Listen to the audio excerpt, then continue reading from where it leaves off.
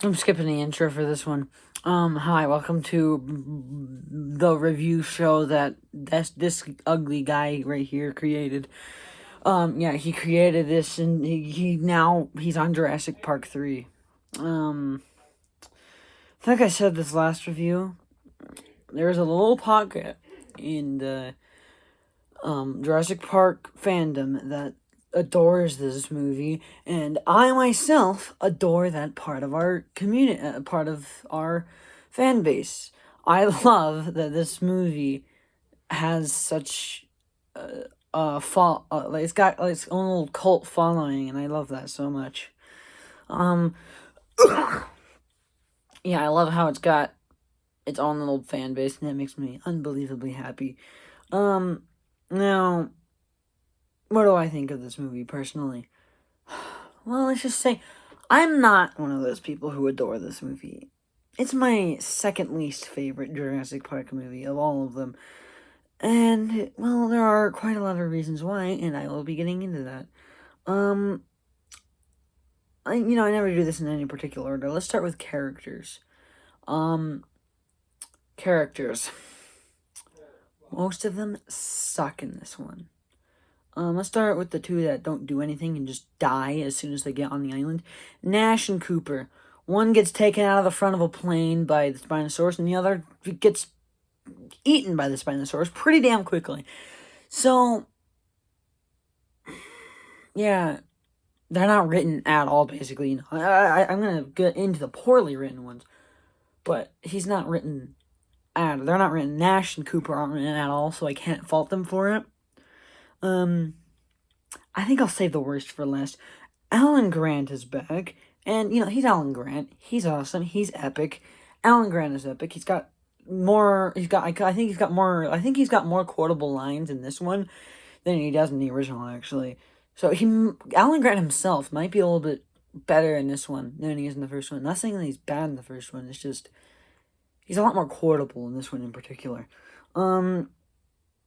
Eric Kirby, the kid they go and find, he's there. He's decent. I mean, he's not there like Kelly from Lost World was. He's like important. He's what gets the plot moving. He's the reason they're on the island. Yeah, Eric Kirby, he's okay. I mean, I would have been fine. If him and Alan Grant were the only ones to survive off the island, I would have been happy. I would have been fine. I mean, that's just kind of copying the words of James A. Janice, the host of Kill Count. But, I mean, he was right. I don't care about most of the others. Billy, Alan Grant's partner, he might be a little stupid for stealing the raptor eggs, but, I mean, I don't really blame him for it. And what's stupid about him is, spoiler alert, he lives in the end after being supposedly torn apart by a couple of pteranodons. And then, the Marines come into the end and come out of nowhere and save the day, and Billy's just in there in one of the helicopters and waiting for them, I guess. I guess they did a whole search on the island, found him before they found the main group, which, if you think about it, makes absolutely no sense. Udesky is there. He's a mercenary. He's one of the mercenaries, and he's the one that dies last. He's the one that gets his nack-snapped by the... nack-snapped by the velociraptors in this movie, and he's better than most characters. Like, I think it's him. I think it's, he's number 3 probably, then Eric, then Alan Grant. Like, I mean, he's expendable, but he's more fun than 2 of the main characters, which is a perfect segue into the villains of this movie. You might be thinking, oh, yeah, wait, the Spinosaurus isn't a human character. No. Every Jurassic Park movie has a human villain, no matter what they try to say. Yeah, Paul and Amanda Kirby, the villains of this movie. They are the parents of Eric Kirby, who is on Isla Sorna, who's been on Isla Sorna for 8 weeks, and they basically kidnap Alan Grant and get him on the island They basically kidnap him, and yeah, I don't like them. I don't like them. I wish they didn't live in the end. I'm telling you, if Alan Grant and the kid survived in the end, then this movie would be fine. Honestly, it would be a little better for me. What's wrong with Amanda and Eric Kirby? They're annoying. They bicker almost the whole movie. They're screaming Eric's name almost for like the first chunk, for a big chunk of the movie. They're just, especially Amanda. Amanda is constantly just screaming out Eric's name, and it's irritating. They're almost insufferable. I think Peter Ludlow and Dennis Nedry are more likable characters, because Dennis Nedry was just trying to get a lot of money, so he was greedy, and Peter Ludlow was the head of InGen and just jealously defended its interest and was a bit of a douchebag, sure, but he's not as annoying as Amanda or Paul Kirby. None of them are. Not even Dude from Fallen Kingdom is as annoying as these two. So, yeah. That's characters. Music. I think I like the music, but I think it tries a little too hard to be just like the first one. There are so many tracks that just make you think of the first movie, and it's like, and you know, when you're thinking of the first movie while watching Jurassic Park 3, like, well, you know, if you're gonna make me think of the first movie, then why don't I just go watch the first movie? What? One sec.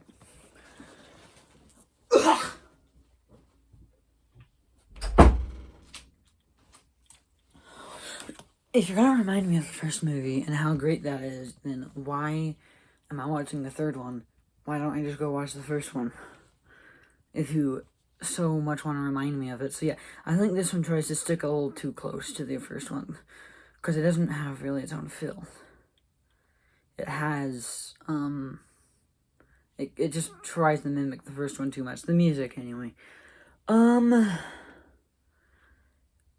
The dinosaurs. Oh, well, I didn't count the species. Let's see. I can do this by memory though. Corythosaurus. Okay, these are old ones.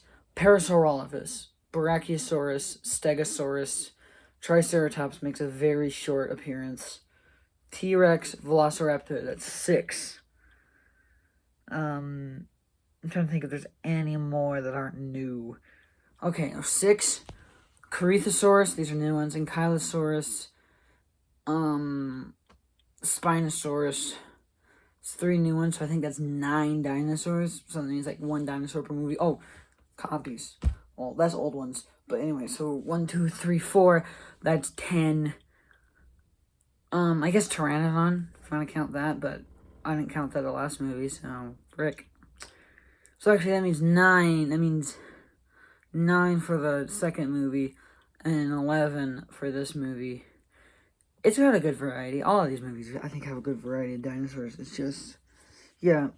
The Velociraptors in this, they're cool at first until their underwhelming ending. Let me explain this underwhelming ending. This ending is about as whelming as the ending of Karate Kid 3. And if you've ever seen Karate Kid 3, you know that that ending is some of the most underwhelming stuff in the world. Whenever I get to the Karate Kid franchise, which I will eventually, you know, maybe that'll be the next thing I get into, but if you've seen Karate Kid 3, you will know that the ending is very anticlimactic. Nowhere near as good as the first 2. Better than the next Karate Kid's ending, because, I don't know, at least Daniel-san's hit collide, actually, you can actually see it collide with the enemy instead of just see it pass by the enemy, because not only is it just so obvious that the foot is basically a foot away, it is also in shitty slow motion, so it's slowed down, so you can notice it even better. No, anyway, we're not talking about Karate Kid. We're talking about Jurassic Park 3. Yeah, so Raptors just kind of have an underwhelming ending in the movie. They just take their eggs back and then fuck off, I guess. It's not ideal. Now the Spinosaurus, that's peak. Oh wait, there's 12. I forgot to name the Ceratosaurus. Yeah, there's 12 dinosaurs, 12 unique species. Anyway, so I'm just gonna continue talking, and some other dinosaur that I completely forgot about it is just gonna just pop into my brain. Like, oh wait, no, there's 13. I think there's 12. Correct me if I'm wrong, nerd. What about this movie? The Spinosaurus. The Spinosaurus is pretty epic. As in, he serves his purpose pretty well. And he's different than the T-Rex. He's big. He's got big teeth. He can run fast. He's basically a T-Rex. Yeah, but bigger and a little bit cooler looking, I guess. I don't know. I'm trying to defend this movie a little bit. I don't know. He serves his purpose fine. His ending is nowhere near as underwhelming. I mean, I don't know about you, but getting shot at with a flare and being on the and getting shot at by a flare and running away from a burning lake, I wouldn't describe that as underwhelming.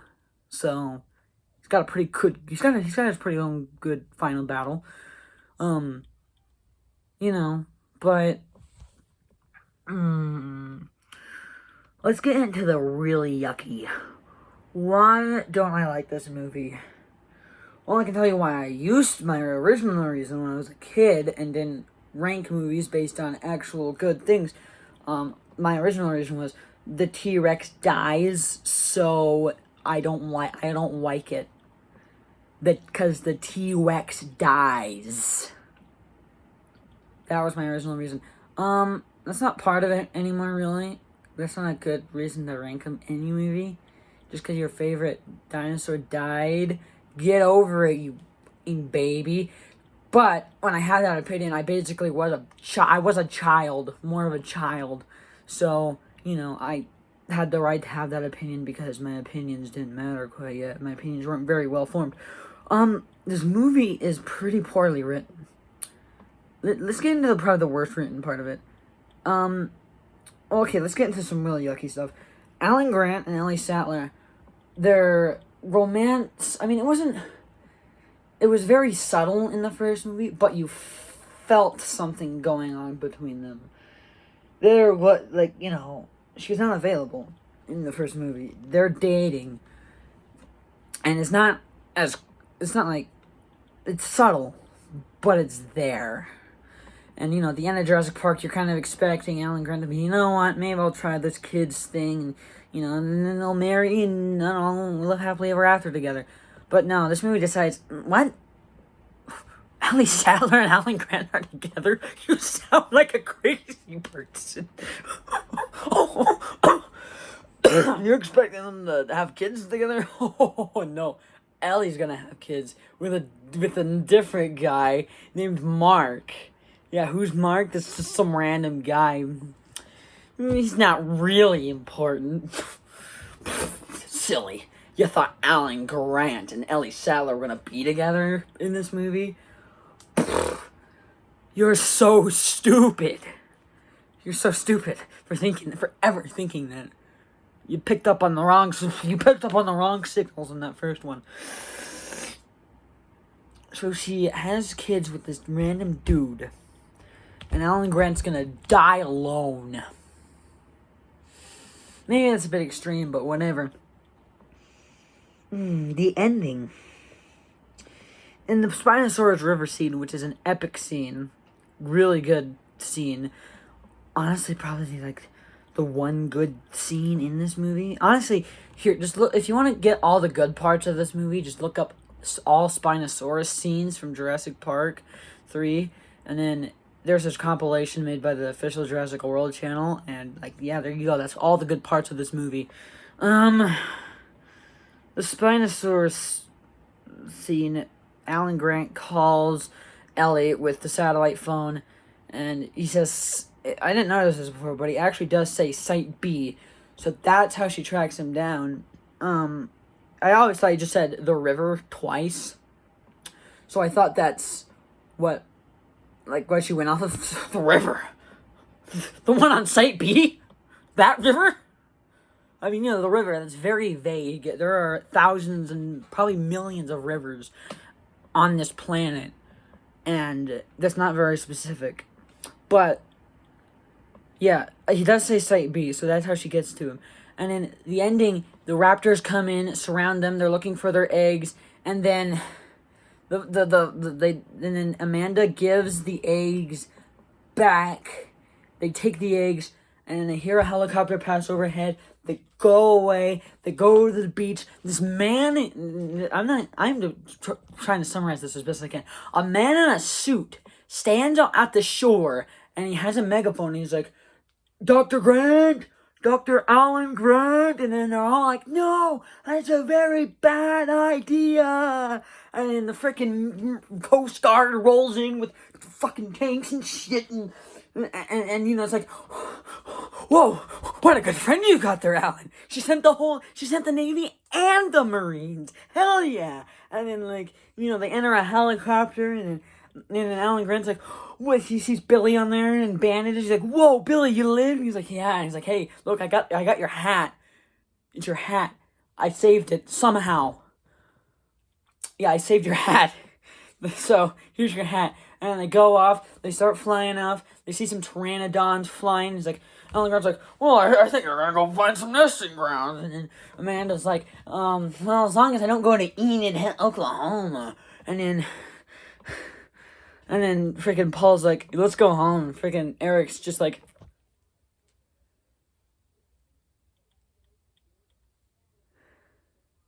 and then the music starts playing, and then the movie wraps up. They fly towards some battleships, and then the movie's over. But at least this ending doesn't solve an issue that was presented at the beginning of the movie, and just say, oh yeah, remember that issue we had? That was solved. Unlike some other movie in this franchise. Well, actually, I'm crazy. I think I'm just making stuff up. Yeah, there are no movies in this franchise that have a dumber ending than Jurassic Park 3. Because, like, what kind of movie, what kind of writer makes a problem, a major issue in the ending of one movie, and then tries to carry it over into Dominion, but doesn't, and just has that issue solve itself in the background? You can't see my arm, but I'm stretching it out. And has that issue just solved in the background? What kind of stupid movie would that be? That'd be an awful movie, am I right? Okay, Jurassic Park 3, I'm gonna say a 4 out of 10. I don't enjoy this one, but it makes me a lot more happy than it should that this movie